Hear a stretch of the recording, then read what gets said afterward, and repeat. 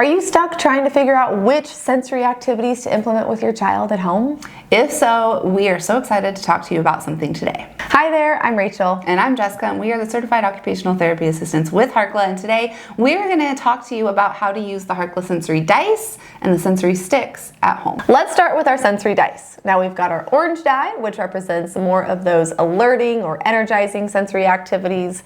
We have our blue die, which represents more of those calming and grounding activities. And then we have our green die, which represents more of those focus and attention driving tasks in order to help you create the perfect sensory break.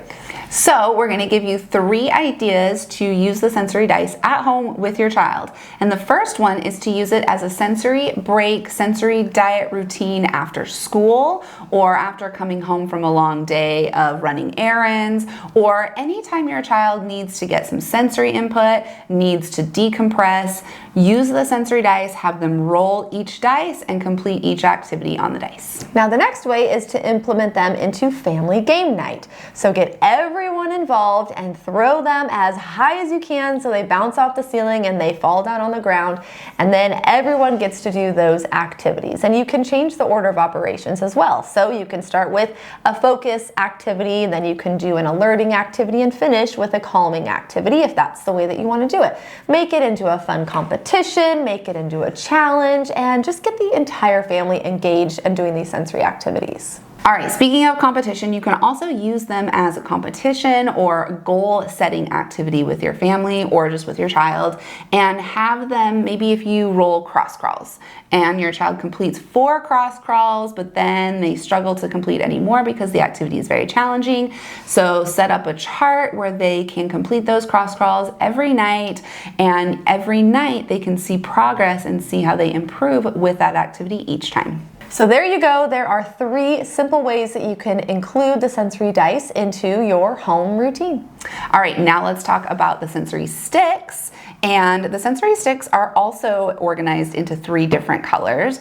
Orange is also alerting, blue is calming, and then these ones actually have purple, and the purple sticks are primitive reflex exercises. So they're a little bit different, which is kind of the beauty of it, is that you can mix and match, but they all target different areas.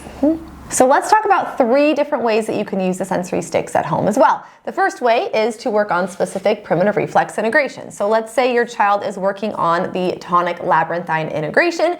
You can include one specific activity. You can find all of the activities that work on the tonic labyrinthine reflex, and you can do multiple activities every day, but focusing on that one reflex. Now the second way is if your child needs a quick brain break, maybe taking a quick break from a homework activity, and they can pull an orange stick and a blue stick and complete them in that order. So they can do the alerting activity first and then do the calming activity as their brain break.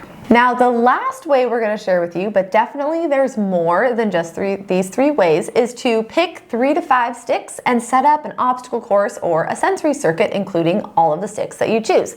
Now the fun thing about this is you can let your child pick the sticks at random. You can pick the specific ones that you think would be most beneficial, and you can go from there. So let's see what we draw. Our first item is going to be Simon Says. That's a good one. And then we're going to do joint compressions. And then we're going to finish with the rocking egg for the moral reflex. Now what we recommend doing is repeating those, 3 to 5 times to help build praxis and making sure that they're really doing those activities to the best of their ability. So have them go through 3 times, and then maybe they can pick out some activities for you to do as well and set up a little sensory circuit for you to do. Yes, so like Rachel mentioned, that's not all of the different ways you can use these at home. You can create your own ways to use them. Have your child get creative and choose how they want to use them at home. But really the goal with the sensory dice and the sensory sticks is to provide fun, engaging sensory diet activities to help with regulation, focus, and to help with your child get through their day. So if you are ready to take your sensory breaks and your sensory diet activities to the next level and make them more fun and engaging, click the link below in the description and you can order yours today. Also, if you found this video helpful, make sure you click the like button and subscribe to our YouTube channel. Don't forget to listen to our podcast as well if you're looking for more content around this topic. You can find it at All Things Sensory by Harkla on our own YouTube channel, on Spotify, on Apple Podcasts, anywhere you listen to podcasts. And finally, make sure you're following us on Instagram. We're at Harkla_family, as well as at All Things Sensory Podcast. And we'll plan on seeing you next week for another video. Okay, bye.